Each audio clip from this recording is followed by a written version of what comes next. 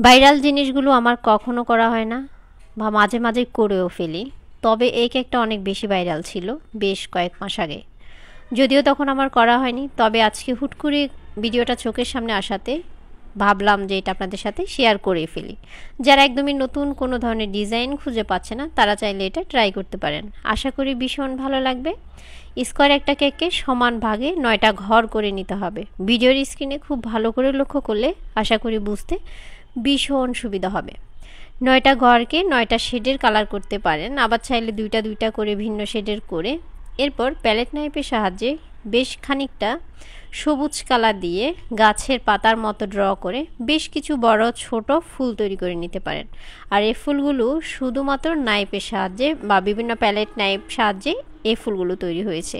এগুলো কিন্তু আপনারা নজেল অথবা পাইপিং ব্যাগ দিয়ে কোনোভাবে করতে পারবেন না।